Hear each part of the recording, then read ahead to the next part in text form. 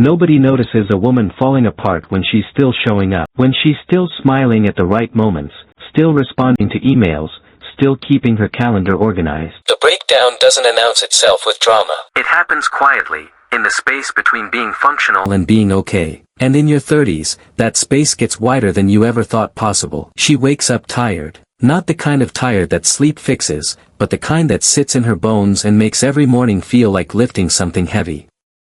She showers, gets dressed, makes coffee. From the outside, she looks like someone who has it together. From the inside, she's not sure what she has anymore or why it matters. Her friends see her at dinner and think she's doing great. She laughs at the jokes, asks the right questions, remembers details about their lives. What they don't see is how much energy it takes to be present like that. How she rehearses responses in her head before speaking. How she leaves those gatherings and feels completely empty, like she just performed a role rather than lived a moment. At work, she's reliable. Projects get done. Deadlines get met. Her boss has no complaints. But she sits in meetings and realizes she hasn't absorbed a single word in 10 minutes. She stares at her screen and reads the same paragraph 5 times without comprehending it. The competence is there, but it's running on autopilot, and she knows autopilot doesn't last forever. This is what makes the breakdown in your 30s so insidious. It doesn't look like falling apart. It looks like holding everything together while slowly dissolving on the inside. It's the kind of crisis that doesn't qualify for sympathy because technically, everything is fine. The bills are paid. The responsibilities are met. The life continues. But something shifted. Maybe it happened gradually, or maybe there was a specific moment when she realized the life she built doesn't feel like hers anymore. The career she worked toward feels hollow. The relationships she maintains feel like obligations. The goals she chased seem less important now, but she doesn't know what to replace them with. And that uncertainty is terrifying. Her 30s were supposed to be different. They were supposed to be the years when everything clicked into place. When the struggle of her 20s finally paid off. When she felt secure, established, certain. Instead, she feels more lost than she did at 25. At least back then, the confusion made sense. Everyone was confused. But now, she's supposed to have figured it out. And admitting she hasn't feels like a failure. So she doesn't admit it. Not to her partner, who sees her as strong and capable. Not to her family, who already worry too much. Not to her friends, who have their own struggles and don't need to carry hers too. She keeps the mask in place because taking it off feels riskier than leaving it on. What if they see how much she's struggling and lose respect for her? What if they realize she's not as put together as they thought? The expectations in your 30s are quiet but relentless. You're supposed to have your career on track. Your relationships figured out. Your life direction clear. You're supposed to be past the confusion and into the building phase. And when you're not, when you're still questioning everything or feeling disconnected from it all, there's nowhere to put that confusion. It doesn't fit the narrative of what a woman in her 30s should be experiencing. She starts noticing the small signs. The way she used to care about things that now feel meaningless. The hobbies she let go of without realizing. The conversations she avoids because they require energy she doesn't have. The invitations she declines with excuses that aren't technically lies but aren't the full truth either. She's not depressed in a clinical sense, at least she doesn't think so. She's just tired of pretending everything matters when most days, very little does. And the guilt that comes with that realization is crushing. Because she knows she's supposed to be grateful. She has a job when others don't. She has people who care about her. She has stability that many would envy. So why does it all feel so heavy? Why does getting out of bed feel like an accomplishment? Why does a simple conversation feel exhausting? She starts to wonder if this is just what being an adult feels like. If everyone else is also quietly collapsing but better at hiding it.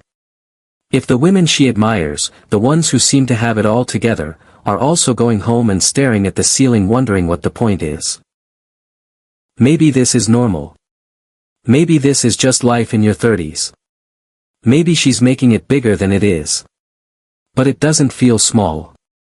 It feels like drowning in slow motion. Like being underwater where everything is muffled and movement takes twice the effort. Like watching her own life from behind glass, present but not participating, there but not really there. The most isolating part is how invisible it is. Mental health conversations have improved, but they still focus on extremes. Depression that stops you from functioning. Anxiety that causes panic attacks. Breakdowns that look like breakdowns. But what about the woman who's still functioning? Who still shows up, still performs, still meets expectations? Where does her struggle fit? How does she ask for help when technically, she's fine? She's not fine. She knows that. But proving it feels impossible when all the external markers say otherwise. And so she keeps going. Because stopping would require an explanation she doesn't have.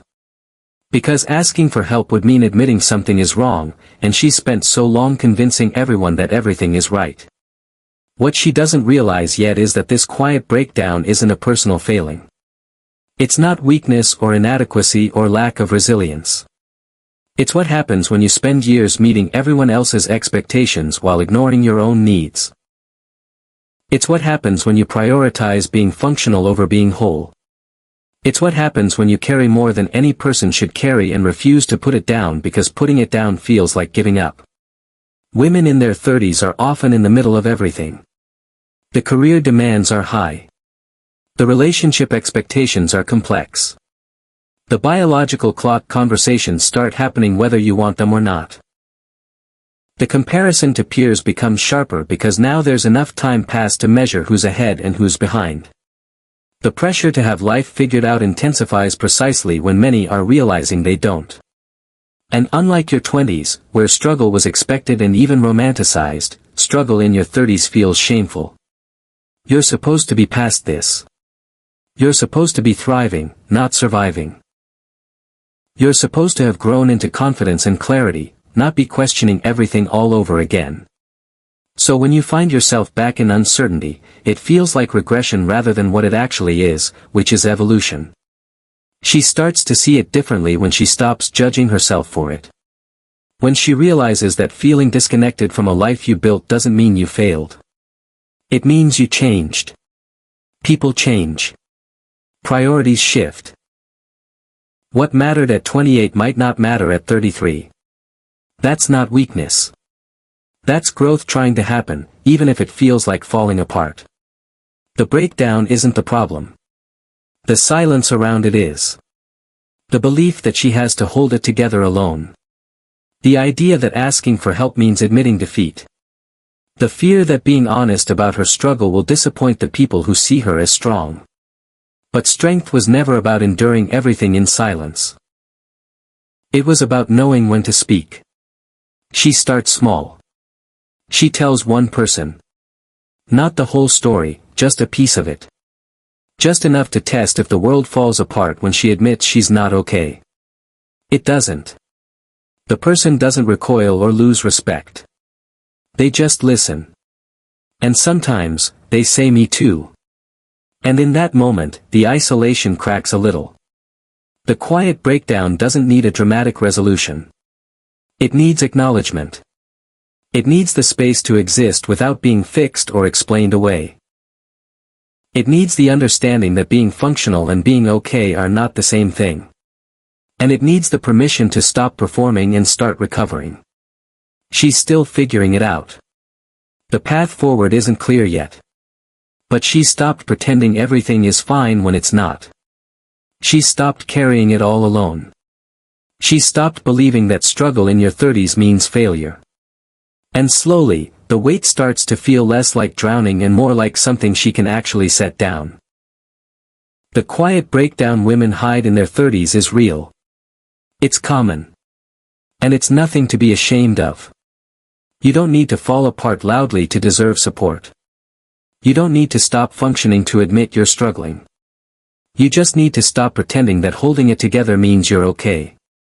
Because sometimes, the bravest thing you can do is admit you're not.